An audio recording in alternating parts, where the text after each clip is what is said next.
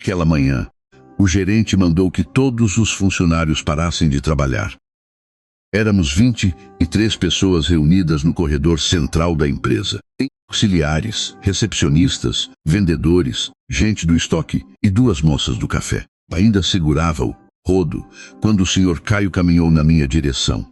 No chão, perto dos sapatos dele, havia uma pequena mancha de café. Foi você quem deixou isso aqui, dona Neide?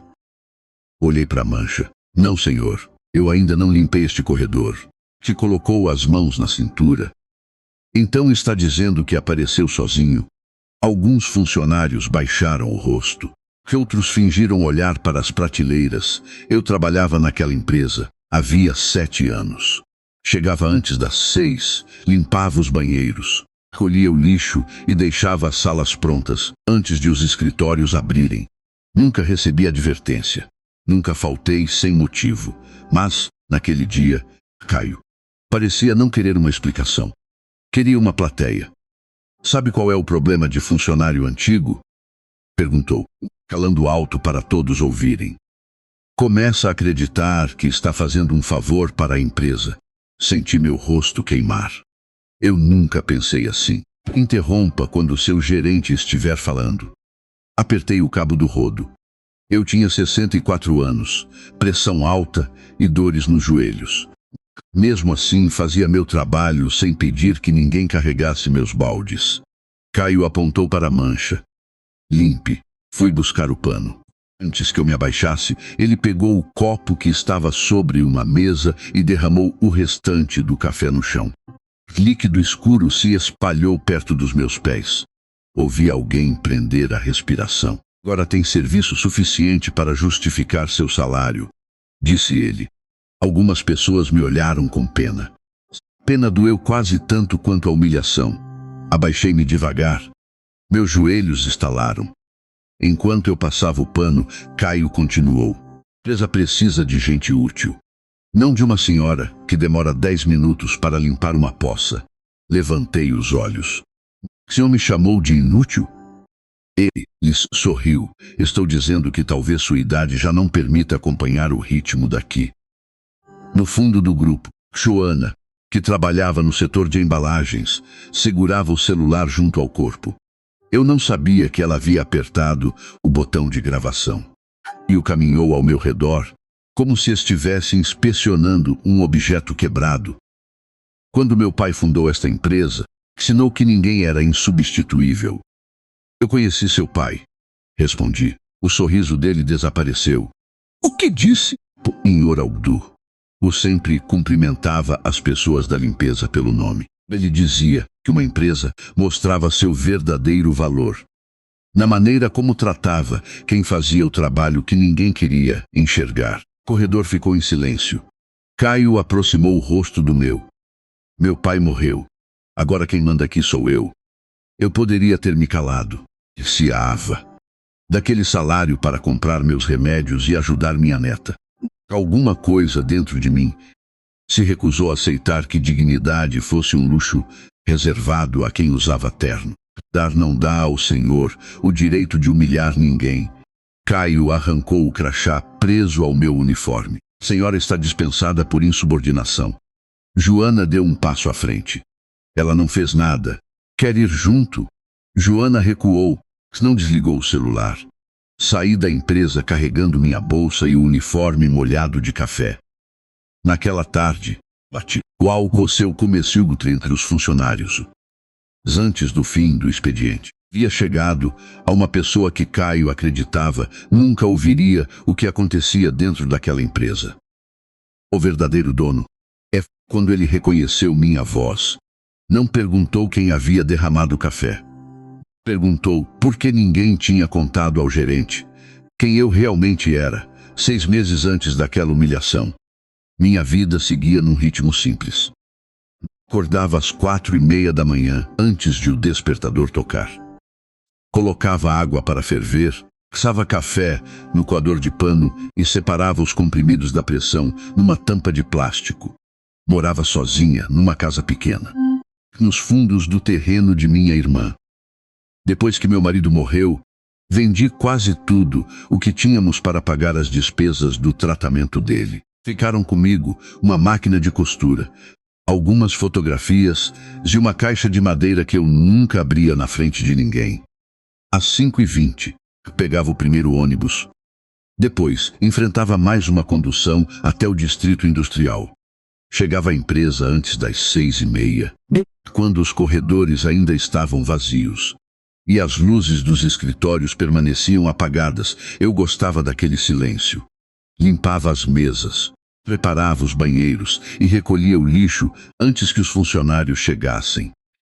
Quando todos entravam, quase ninguém percebia que eu já trabalhava havia mais de 2 horas. Joana percebia. Ela sempre deixava um copo de café perto do meu carrinho, sem açúcar. Dona Neide, você ainda vai acabar me acostumando mal. A senhora merece pelo menos um café quente. Joana tinha 57 anos e trabalhava no setor de embalagens. Criava 2 netas e sabia o que significava aceitar certas coisas, porque havia contas esperando em casa. Foi ela quem primeiro percebeu que Caio estava procurando motivo para me mandar embora. Ele implica mais com a senhora do que com as outras pessoas. Eu fingia não notar. Gerente novo gosta de mostrar serviço. Não é só isso. Parece pessoal. Caio via assumir a gerência depois da morte do pai, Sr. Augusto. Chegou mudando horários, cortando intervalos e tratando os funcionários antigos como se fossem móveis que precisavam ser substituídos. Comigo, porém, era diferente. Sempre que passava, olhava para meu crachá por alguns segundos. Neide Ferreira, meu sobrenome parecia incomodá-lo. Certa manhã, ele me chamou ao escritório. A senhora trabalhou aqui antes de a empresa crescer? Trabalho desde o primeiro galpão. Conheceu meu pai? Conheci. Eram próximos? A pergunta me surpreendeu. Caio ficou sério. Que marido? João Ferreira. Aquele instante, ele derrubou a caneta que segurava, abaixou-se depressa para pegá-la e encerrou a conversa. Pode voltar ao trabalho. Saída. Vi sobre sua mesa uma fotografia antiga. Nela, Sr. Augusto aparecia diante do primeiro galpão, ao lado de 2 homens. Um deles era meu marido. Naquela noite, abri a caixa de madeira em casa. Dentro havia a mesma fotografia, recibos antigos, uma carta sem assinatura e um pequeno caderno com anotações de João.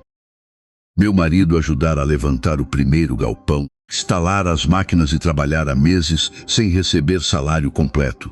Augusto sempre dizia: quando a empresa crescer, João não será empregado, será parte disso. Mas João adoeceu antes que qualquer documento fosse entregue. Depois de sua morte, procurei Sr. Augusto uma única vez. Ele me recebeu, prometeu verificar os papéis e pediu que eu aguardasse. Poucos dias depois, morreu num acidente. A empresa cresceu. Continuei trabalhando como faxineira. Nunca contei aquela história a ninguém, que não queria parecer uma viúva tentando tirar vantagem da amizade entre 2 homens mortos. Mas, depois que mencionei o nome de João, Caio Paz passou a vigiar cada movimento meu. E foi então que compreendi que ele talvez soubesse exatamente o que existia dentro daquela caixa. João e eu conhecemos o Sr. Augusto quando a empresa ainda era apenas um galpão alugado, com um telhado de zinco e 2 máquinas usadas. Naquela época, ninguém o chamava de doutor ou empresário. Era apenas Augusto, um homem cheio de planos e quase nenhum dinheiro. Meu marido trabalhava durante o dia numa oficina mecânica e à noite ajudava a montar as primeiras máquinas do galpão. Consertava motores, instalava fios e fazia adaptações com peças reaproveitadas. Muitas vezes chegava em casa depois da meia-noite, graxa nas mãos e os olhos vermelhos de cansaço. Você precisa dormir, eu dizia. Quando isso começar a funcionar, nossa vida muda. Também ajudava. Preparava marmitas para os 3 homens que trabalhavam no galpão. Lavava uniformes e costurava sacos de tecido usados para proteger os produtos. Durante alguns meses, Augusto não conseguiu pagar o salário completo de João. Assim que entrar o primeiro contrato grande, eu acerto tudo. Prometia. Meu marido acreditava nele. E eu acreditava no meu marido. Para manter nossa casa, comecei a aceitar mais costuras. Fazia barras de calça, consertava vestidos e virava noites diante da máquina. Houve uma época em que vendi minha aliança de noivado para pagar a conta de luz. João só descobriu semanas depois. Você não devia ter feito isso e você não devia trabalhar de graça. Nós dois estamos tentando manter alguma coisa viva. Quando a empresa conseguiu o primeiro grande cliente, Augusto apareceu em nossa casa com uma garrafa de vinho barato e os olhos cheios de lágrimas. João, você não é apenas funcionário. Sem você, nada disso existiria. Meu marido sorriu. Então não esqueça quando ficar rico. Augusto estendeu a mão. Nunca vou esquecer. Um tempo depois, ele começou a falar sobre transformar João em sócio. Não seria metade da empresa. Seria uma participação pequena, tido suficiente para reconhecer os meses de trabalho sem pagamento e tudo o que meu marido havia ajudado a construir. João chegou em casa com uma folha cheia de anotações. Ainda não é contrato, explicou. Augusto vai pedir para um advogado preparar. Guardei aquele papel na caixa de madeira, mas o contrato nunca chegou. Antes que tudo fosse formalizado, João começou a sentir dores fortes no peito. Primeiro disse que era cansaço. Depois vieram os exames, o diagnóstico e as internações. A doença levou quase todas as nossas economias. Eu parei de costurar para cuidar dele e passei a trabalhar algumas horas na limpeza da própria empresa. Augusto permitiu que eu escolhesse os horários. O que João fez por mim não será esquecido, dizia. Nos últimos meses de vida, meu marido quase não conseguia falar. Certa noite, segurou minha mão e apontou para a caixa de madeira. Não deixe desaparecer. O que construímos? Pensei que ele estivesse falando da nossa casa, das fotografias e das pequenas lembranças de uma vida juntos. Depois compreendi que falava também da empresa. Quando João morreu, Augusto pagou parte do funeral e continuou me dando trabalho. Eu era grata. Isso. Nunca pressionei sobre a promessa de sociedade. Alguns anos depois, porém, encontrei no caderno de João uma anotação que nunca havia visto. Participação reconhecida por Augusto. 5%. O documento será registrado depois da assinatura. 5%. Na época do primeiro galpão, talvez não significasse muito, mas, depois de tantos anos de crescimento, poderia representar uma quantia capaz de mudar minha vida. Mesmo assim, permaneci em silêncio. Tinha medo de parecer interesseira, medo de ser acusada de inventar uma promessa feita por homens que já não podiam confirmá-la. Abatido. Foi esse silêncio que Caio usou contra mim.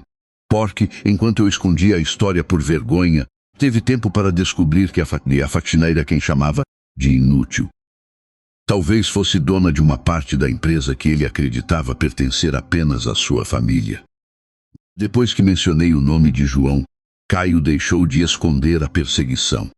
Antes, ele apenas observava meu trabalho de longe. Essa conversa começou a aparecer em cada corredor que eu limpava, procurando poeira onde não havia e inventando erros que ninguém mais conseguia enxergar. Esta mesa ainda está manchada. O banheiro foi limpo há pouco. Senhor Caio, está me respondendo? Eu baixava a cabeça e voltava a passar o pano. Precisava do emprego. Meu salário não era grande, mas pagava meus remédios, a conta de luz e parte do curso técnico da minha neta. Aos 64 anos, sabia que dificilmente encontraria outra oportunidade com carteira assinada. Caio também mudou meus horários. Passou a exigir que eu chegasse meia hora mais cedo e saísse depois que todos os escritórios fossem fechados. Funcionário antigo custa caro, comentou diante de Joana. Precisa mostrar que ainda vale o salário. Ela esperou que ele saísse. Ele quer cansar a senhora até pedir demissão. Talvez esteja apenas tentando organizar a equipe. Joana cruzou os braços. Senhora ainda está procurando desculpa para ele? Eu reconheci aquela pergunta.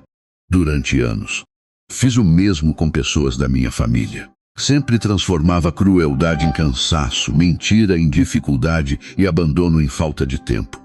Agora fazia isso com Caio. Certa tarde, fui limpar a antiga sala de arquivos. Ali estavam guardadas pastas da época do primeiro galpão. Folhas de pagamento, contratos com fornecedores e documentos assinados pelo senhor Augusto.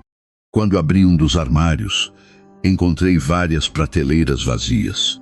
Joana, você sabe onde colocaram os documentos antigos? Caio mandou levar algumas caixas para o depósito externo.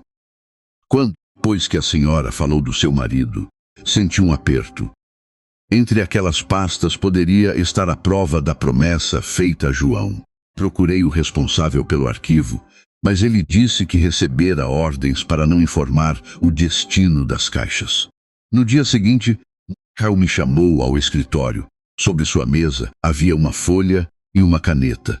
Estamos atualizando os registros dos funcionários antigos. Que tipo de atualização? Informações trabalhistas. É apenas uma formalidade. A palavra formalidade me incomodou. Peguei meus óculos e aproximei o documento. Caio colocou a mão sobre a parte superior da folha. Não precisa perder tempo lendo tudo. Assine no final. Quero levar para casa. Não pode, é documento interno. Olhei para ele. Então posso ler aqui. Seu sorriso desapareceu. A senhora está desconfiando de mim? Antes que eu respondesse, o telefone tocou. Caio virou-se para atender e afastou a mão do papel. Consegui ler algumas palavras no cabeçalho. Declaração de quitação geral e renúncia a eventuais direitos patrimoniais, societários ou sucessórios. Pacinto. Meu coração acelerou.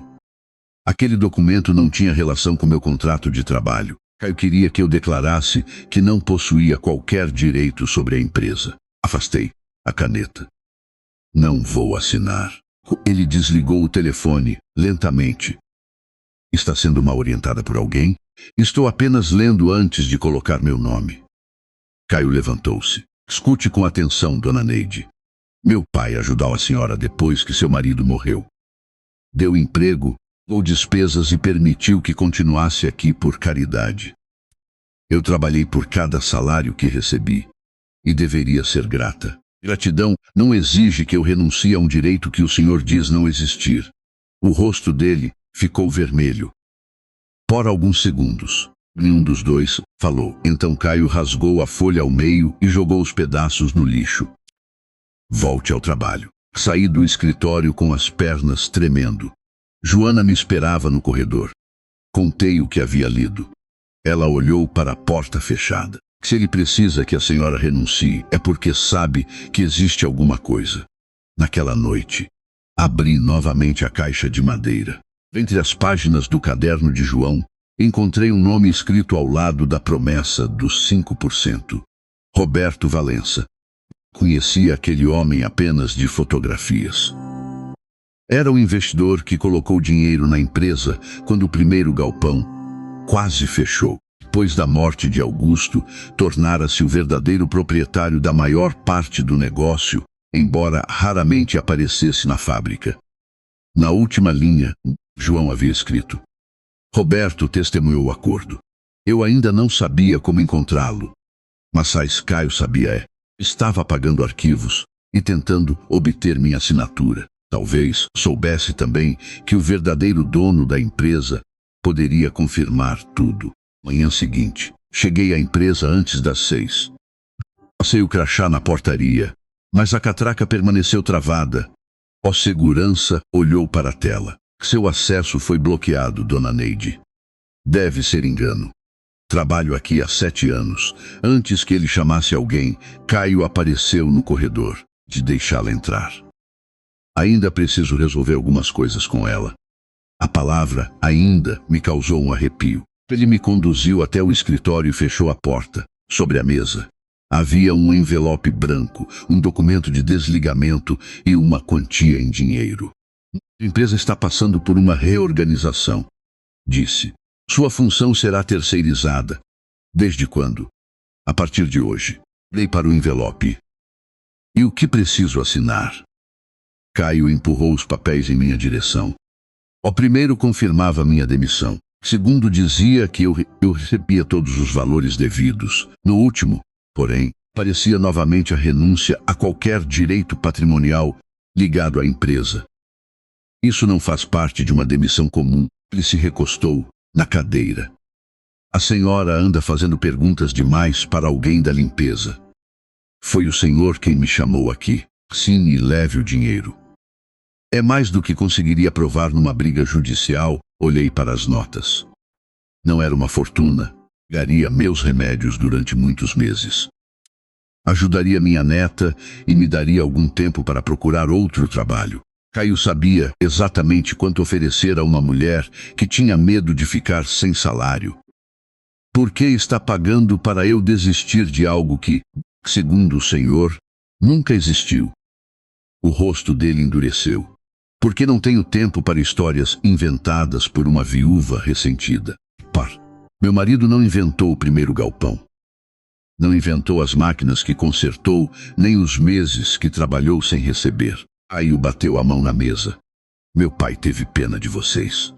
Seu pai respeitava João. Meu pai fazia promessas para manter funcionários trabalhando. Isso não transforma ninguém em sócio. Aquelas palavras revelaram mais do que ele pretendia. Então o senhor sabe que a promessa existiu. Caio ficou em silêncio. Levantei-me. Assinar.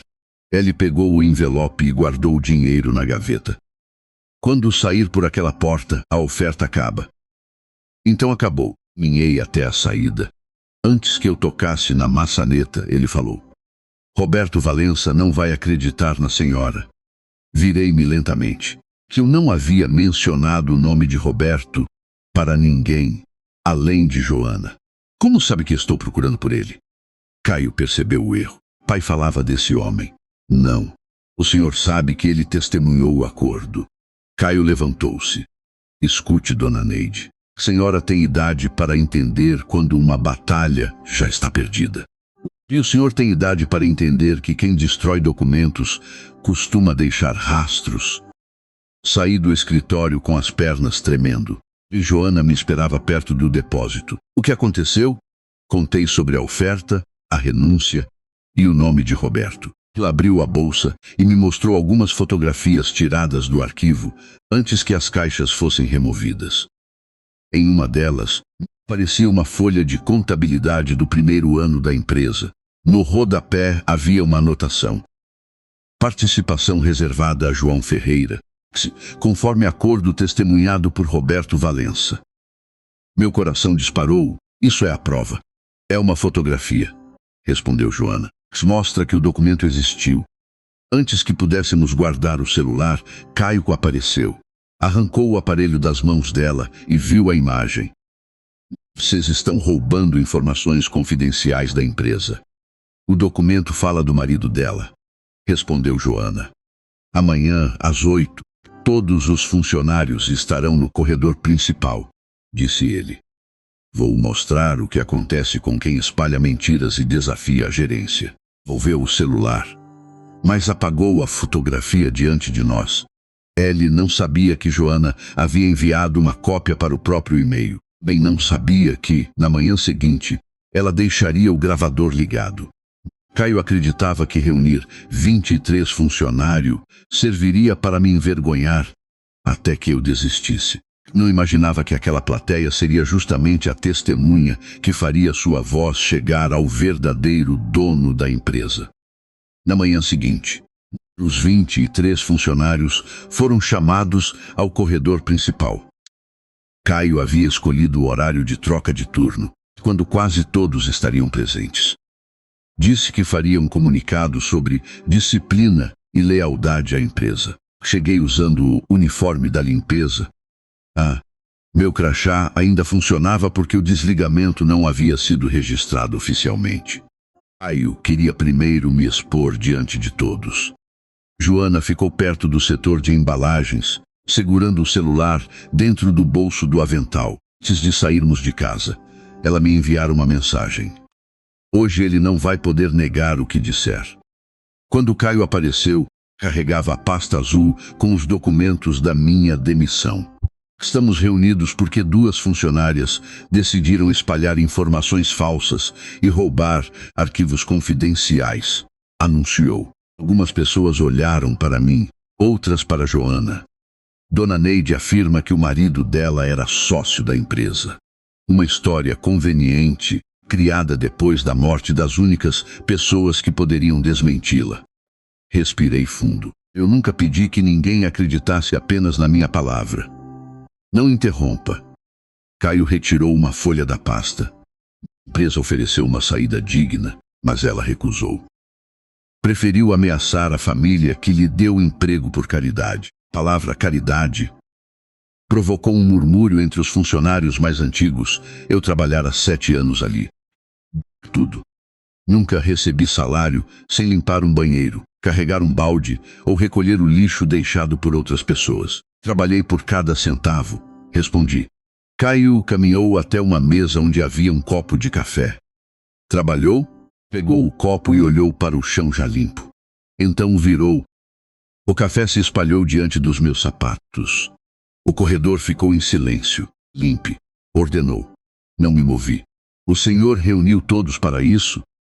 Reuni para mostrar que cada pessoa deve conhecer o próprio lugar. Joana apertou o celular dentro do bolso. Caio apontou para a poça. Seu lugar é ali embaixo, limpando o que pessoas mais importantes derrubam. Senti o rosto queimar. Olhei ao redor. 23 pessoas ouviam tudo. Algumas estavam indignadas. Algumas permaneciam imóveis por medo de perder o emprego. Abaixei-me lentamente e peguei o pano do carrinho. Meus joelhos doeram ao tocar o chão. Caio ficou ao meu lado. Mais rápido. A empresa não pode parar porque uma senhora decidiu inventar que é dona dela. Levantei os olhos. Eu nunca disse que era dona da empresa. Disse que seu marido tinha 5%. Foi o que o senhor Augusto prometeu e registrou. Aí o riu. Meu pai fazia promessas para pessoas pobres continuarem trabalhando. João foi apenas um mecânico que acreditou demais. Vi alguém prender a respiração. E Roberto Valença? Perguntei. O sorriso desapareceu. O que tem ele? Meu marido escreveu que Roberto testemunhou o acordo. Caio aproximou-se. Roberto está velho, mora longe e não se importa com uma faxineira. Mesmo que esse documento tenha existido, eu já cuidei para que desaparecesse. O silêncio pareceu crescer. Ele percebeu tarde demais o que havia confessado. Tirou o celular, avançou. Está gravando? Ela recuou. Estou. Ele tentou tomar o aparelho, mas 2 funcionários ficaram entre eles. Entregue esse celular agora. O senhor acabou de admitir que destruiu documentos, disse Joana. Caio olhou para todos. Quem permanecer ao lado dessas 2 pode procurar outro emprego. Eu me levantei com dificuldade e coloquei o pano sobre o carrinho. O senhor pode tirar meu crachá, meu salário e até tentar apagar o nome do meu marido. Não pode apagar o que acabou de dizer diante de 23 testemunhas. Caio arrancou o meu crachá. Saia da minha empresa. A empresa não é sua, respondi. O senhor mesmo acabou de lembrar disso. Joana enviou o áudio antes que ele alcançasse o telefone. Primeiro para o próprio e-mail, depois para um antigo funcionário que conhecia Roberto Valença. No início da tarde, a gravação chegou ao verdadeiro dono. Roberto ouviu Caio me chamar de inútil, dizer que meu lugar era no chão e admitir que fizera documentos desaparecerem. Mas foi ao escutar o nome de João que ele interrompeu uma reunião. Quem é essa mulher? Perguntou. Seu assessor respondeu. Neide Ferreira. Funcionária da limpeza. Roberto ficou em silêncio. Depois pegou o telefone. Não, ela não é apenas funcionária da limpeza. Ordenou que ninguém deixasse Caio retirar mais nenhum documento da empresa até sua chegada. Roberto Valença chegou à empresa pouco depois das 3 da tarde. Eu já estava em casa quando Joana telefonou. Dona Neide, verdadeiro dono está aqui. Ele mandou chamar a senhora. Minha primeira vontade foi recusar. Ainda vestia roupa simples, que usara por baixo do uniforme. E meus joelhos continuavam doloridos depois de ficar ajoelhada diante de todos. Não quero voltar para ser humilhada outra vez. Caio não está mais dando ordens, respondeu Joana. Roberto mandou retirar o acesso dele aos arquivos e ao sistema. Peguei 2 ônibus até a empresa. Quando cheguei, o corredor estava silencioso. Funcionários me observaram passar. Mas, daquela vez, ninguém desviou o rosto. Roberto me esperava na antiga sala do Sr. Augusto. Um homem de quase 70 anos, alto, com cabelos brancos e uma bengala apoiada ao lado da cadeira. Assim que entrei, ele se levantou. Senhora é a esposa de João Ferreira. Viúva, ela abaixou os olhos. Eu soube da morte dele tarde demais. Caio estava sentado num canto da sala, acompanhado por uma advogada da empresa. Não havia arrogância em seu rosto. Apenas medo. Roberto pediu que eu me sentasse. Ouvi o áudio inteiro, disse. Antes de falarmos sobre documentos, quero pedir desculpas pelo tratamento que recebeu dentro de uma empresa que também foi construída pelo trabalho do seu marido. Caio tentou interromper. Senhor Roberto, essa história de sociedade nunca foi formalizada. Roberto ergueu a mão. Você já falou demais por hoje. Depois olhou para mim. João salvou esta empresa 2 vezes. Na primeira, quando colocou as máquinas para funcionar. Na segunda, quando trabalhou meses sem receber para que Augusto não fechasse o galpão. Meus olhos se encheram de lágrimas. Então o senhor se lembra do acordo? Eu testemunhei. Pidur. Roberto contou que Augusto havia preparado um documento reconhecendo 5% de participações para João. Assinatura seria feita depois da entrada do primeiro grande investimento. Mas meu marido adoeceu antes da formalização final. Augusto não desistiu, explicou. Ele pediu ao setor jurídico que transformasse a promessa numa participação reservada aos herdeiros de João. Se abatido. Roberto olhou para Caio. Essa é a pergunta que estamos tentando responder. A investigação interna já havia encontrado registros de caixas retiradas do arquivo poucos dias antes. As ordens estavam vinculadas ao login de Caio. Ele se levantou.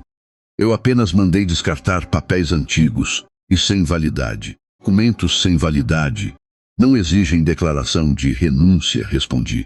Caio ficou em silêncio. Roberto abriu uma pasta trazida por seu assessor. Dentro havia cópias de atas antigas, registros contábeis e uma carta assinada pelo Sr. Augusto. Ele leu. Caso João Ferreira não possa concluir pessoalmente a formalização, sua participação deverá ser preservada para Neide Ferreira. Reconhecimento ao trabalho e aos valores investidos pelo casal na fundação desta empresa. Levei a mão à boca. Meu nome estava ali. 7 anos. Pensei que a promessa tivesse morrido com João. Por que ninguém me procurou? Roberto respirou fundo. Augusto morreu antes de concluir o processo. Depois disso, a administração ficou nas mãos de pessoas que tinham interesse em manter essa participação esquecida. Olhou novamente para Caio, mas ainda falta localizar o documento principal. Joana, que permanecia perto da porta, levantou a mão. Talvez não tenha desaparecido completamente. Ela mostrou uma fotografia ampliada da antiga folha de contabilidade. No canto inferior, havia um número de registro e o nome de um escritório jurídico. Roberto reconheceu imediatamente. Este era o advogado de Augusto. Seu assessor pesquisou o endereço. O escritório havia fechado anos antes. Os arquivos tinham sido entregues a uma instituição responsável pela guarda de documentos empresariais. Roberto pegou o telefone. Antes de completar a ligação, virou-se para mim.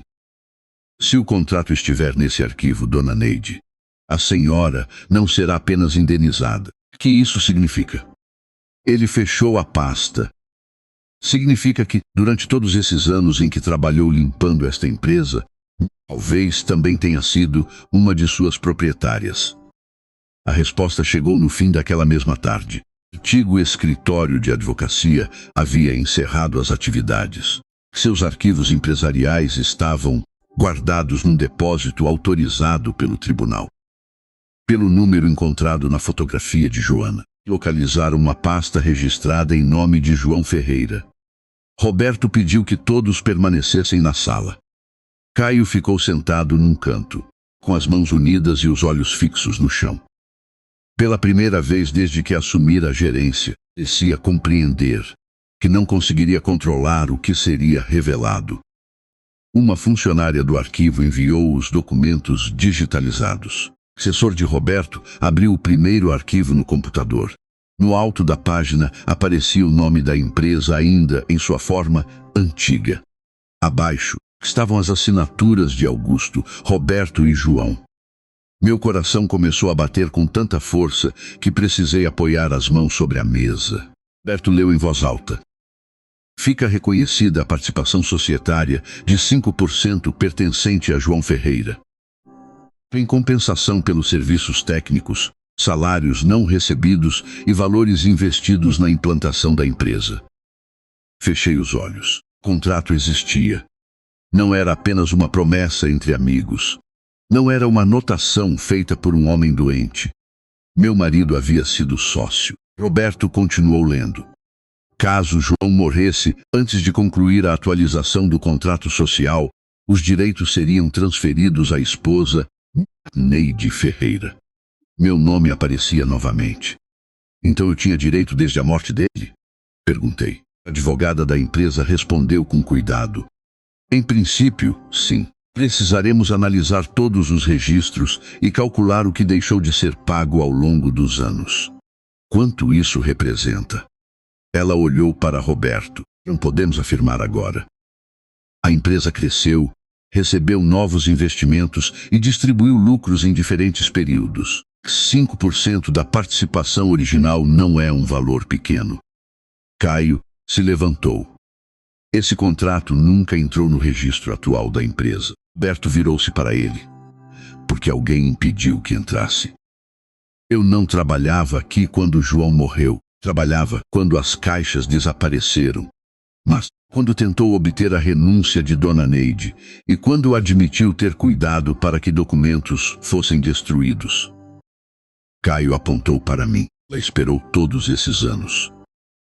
Se realmente acreditasse nisso, teria procurado a justiça antes. Sentia a vergonha antiga tentar voltar. Vergonha de ser pobre, de trabalhar na limpeza, de parecer uma mulher interessada no dinheiro de homens mortos. João já havia esperado em silêncio bastante. Eu esperei porque confiava no seu pai.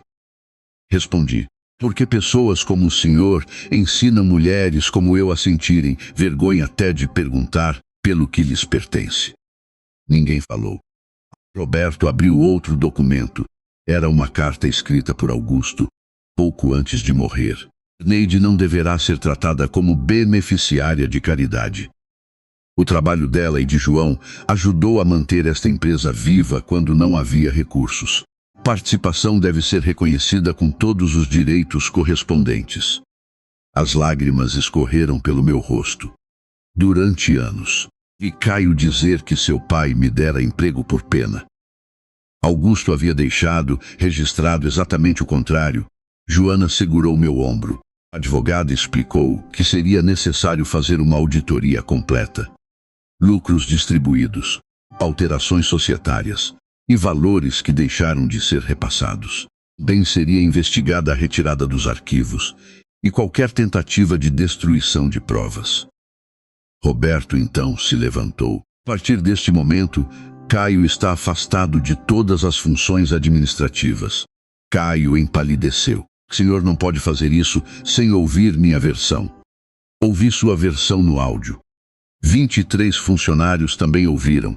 Do lado de fora da sala, começaram a surgir vozes. Os trabalhadores haviam recebido a notícia de que o contrato fora localizado. Roberto olhou para mim. Dona Neide, a senhora poderá exigir indenização, participação nos lucros e reconhecimento societário. Respirei fundo. Mas antes, eu fora expulsa, como se não tivesse valor algum. Agora diziam que eu poderia entrar naquela empresa como proprietária. A advogada ainda segurava uma última folha. Existe outro ponto, afirmou. Durante os anos em que Dona Neide trabalhou na limpeza, parte dos lucros que pertenciam a ela foi direcionada para uma conta vinculada a um dos administradores. Roberto franziu a testa. Qual administrador?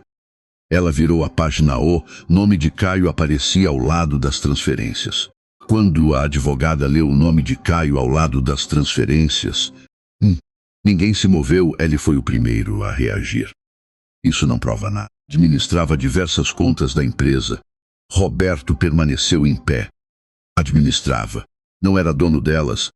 A advogada aproximou a planilha. Durante vários anos, valores correspondentes à participação reservada a João foram separados pela contabilidade. Em vez de chegarem até mim, acabaram transferidos para uma conta de investimentos controlada por Caio. Ele não havia apenas tentado apagar os documentos. Tinha usado o que pertencia ao meu marido e depois o que pertencia a mim. O senhor sabia que esse dinheiro era da minha família? Perguntei. Evitou meu olhar. Não havia herdeiro reconhecido. Meu nome estava no contrato. Um contrato esquecido por décadas. Roberto bateu a bengala no chão. Esquecido não significa cancelado. A porta foi aberta. Alguns funcionários mais antigos foram chamados para prestar depoimento. Um deles contou que Caio ordenara a retirada das caixas do arquivo. Parecia abatido. Outro revelou que recebeu instruções para apagar referências ao nome de João do sistema interno. A antiga secretária de Augusto, já aposentada, participou por telefone. Sua voz saiu trêmula pelo viva voz. Seu Augusto falava que precisava acertar a situação de Dona Neide. Depois que morreu, mandaram que eu nunca mais tocasse nesse assunto. Senti uma mistura de raiva e tristeza. Havia trabalhado limpando salas onde pessoas discutiam o destino do dinheiro que era meu. Passei anos contando moedas na farmácia, escolhendo qual conta pagar, primeiro e recusando convites porque não podia gastar com ônibus. Enquanto isso, meus direitos financiavam o conforto do homem que me obrigou a limpar café diante de 23 pessoas. Caio se levantou. Todo mundo agora vai fingir que sempre esteve do lado dela? Olhou para os funcionários reunidos no corredor. Quando eu mandava, ninguém dizia nada. Joana respondeu da porta. Medo não é concordância. Ele riu com amargura. E agora essa faxineira vai tomar a empresa? Respirei fundo. Continuo sendo faxineira. Caio franziu a testa. Depois de descobrir que pode ficar rica, trabalho nunca foi a vergonha desta história. Caminhei até a mesa. Vergonha é usar um cargo para humilhar quem precisa de salário. Vergonha é roubar o direito de um homem morto e ainda chamar a viúva dele de inútil. Roberto pediu que a segurança acompanhasse Caio para fora. Antes de sair, ele me encarou. A senhora destruiu minha vida. Não fui eu quem fez as transferências. Não fui eu quem escondeu os documentos. Apenas deixei de aceitar a culpa pelos seus atos. A auditoria continuaria. E todas as movimentações seriam entregues às autoridades e aos advogados responsáveis. Eu também poderia apresentar uma denúncia pelas ameaças, pela tentativa de fraude e pela humilhação sofrida. Naquela noite, porém, o que mais me marcou não foi ver Caio sair sem o crachá de gerente. Foi encontrar os 20 ex-funcionários esperando no corredor, um a um. Começaram a falar. Moça da recepção contou que era chamada de incompetente diante de clientes. Um rapaz do estoque revelou que trabalhava horas extras sem receber. Uma senhora do café confessou que Caio ameaçava demiti-la sempre que ela precisava acompanhar o marido doente. Meu áudio não havia exposto apenas o que fizeram comigo. Tinha aberto uma porta para todas as pessoas que se calavam por medo. Roberto ouviu cada relato. Depois me chamou para a sala e colocou 2 opções sobre a mesa.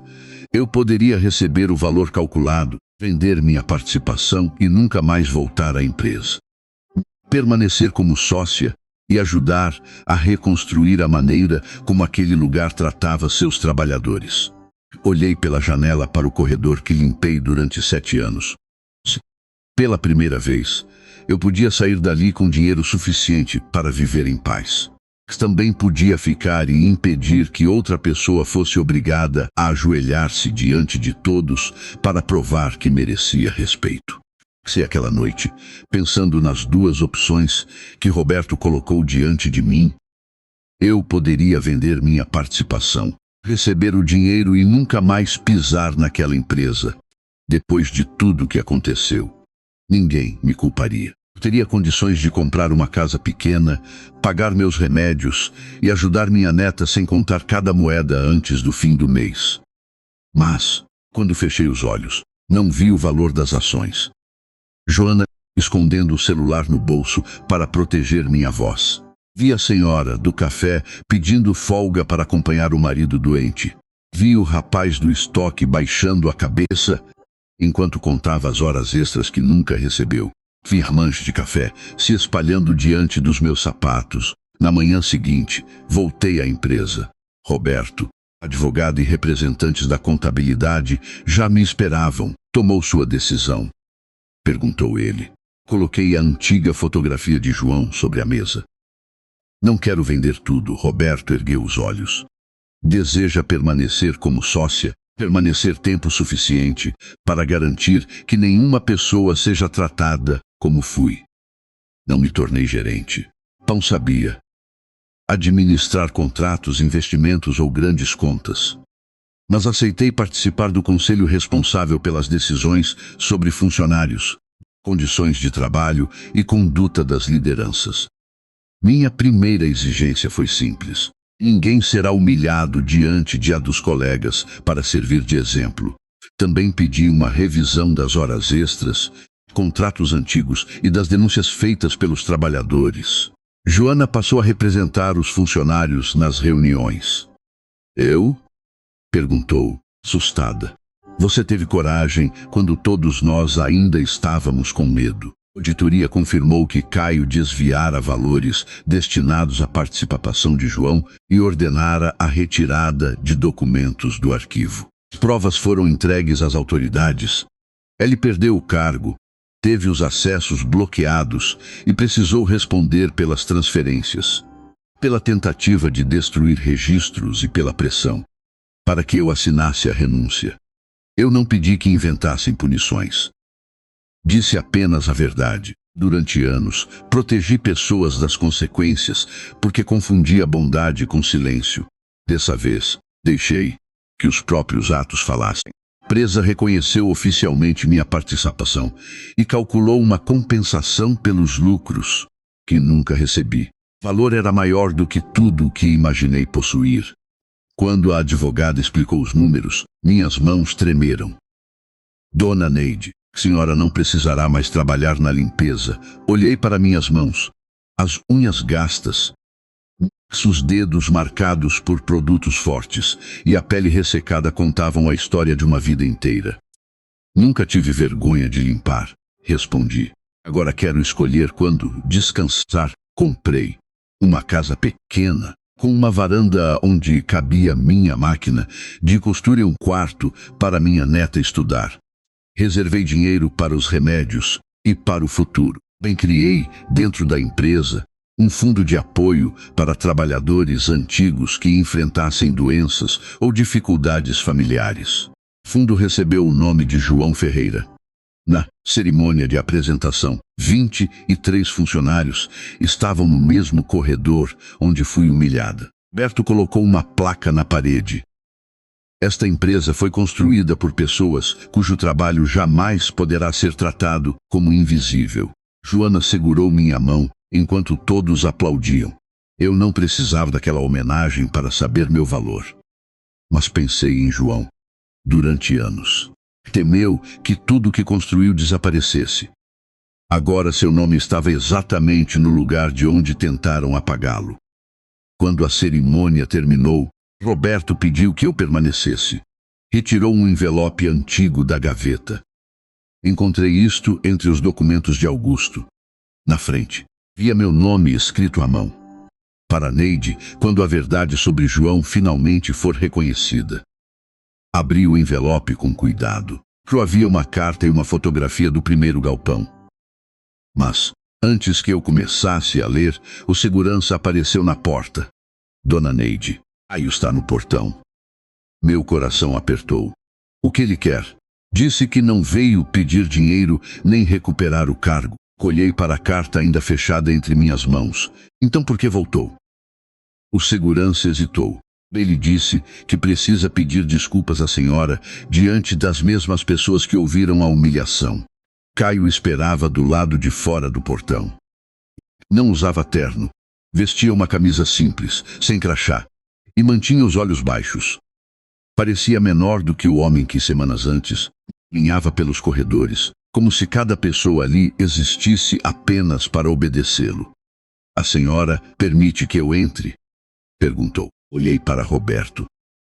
Ele não entra como gerente, falei. Entra como alguém que precisa responder pelo que fez. Após, os mesmos 23 funcionários voltaram ao corredor principal. Ninguém foi obrigado a permanecer. Mas todos ficaram. Rio parou no lugar onde havia derramado o café diante dos meus pés. Por alguns segundos, não conseguiu falar. Depois respirou fundo. Eu humilhei Dona Neide porque tive medo de perder aquilo que acreditava pertencer à minha família. Alguns funcionários cruzaram os braços. Outros apenas observavam. Encontrei referências ao Sr. João nos arquivos antigos. Continuou. Em vez de investigar e corrigir o erro, tentei apagar tudo. Usei meu cargo para pressionar uma mulher que sabia não ter os mesmos recursos para se defender. Ele olhou para mim. Chamei a senhora de inútil. Disse que seu lugar era no chão. Mas fui eu quem usou a empresa de maneira indigna. Minha garganta apertou. Havia imaginado aquele pedido de desculpas muitas vezes. Na minha imaginação, sentiria alívio imediato. Na realidade, a dor continuava ali. Senhora consegue me perdoar? Perguntou. Olhei para o corredor, para Joana e para as pessoas que durante anos trabalharam com medo. Se começar a perdoar, respondi-me. Mas isso não apaga as consequências. Caio assentiu. Eu sei. Você não perdeu o cargo porque pediu desculpas. Perdeu porque abusou dele. E vai responder pelo dinheiro e pelos documentos que tentou esconder. Aceito. Não o abracei. Perdão não precisava transformar aquela manhã numa reconciliação bonita. Precisava apenas impedir que a raiva comandasse o resto da minha vida. Quando Caio foi embora, voltei para a antiga sala de Augusto e abri a carta encontrada por Roberto. A letra estava um pouco tremida. Neide, se esta carta chegou às suas mãos, é porque a verdade sobre João finalmente apareceu. Durante anos, se abatido. Ele trabalhou acreditando que construir algo com honestidade seria suficiente para garantir reconhecimento. Eu deveria ter formalizado tudo mais cedo. Se falhei, espero que os documentos restantes reparem ao menos parte dessa injustiça. Nunca permita que alguém me de caridade aquilo que vocês conquistaram com trabalho. João ajudou a levantar esta empresa. Você ajudou a mantê-la viva quando ele adoeceu. Nenhum dos dois foi invisível.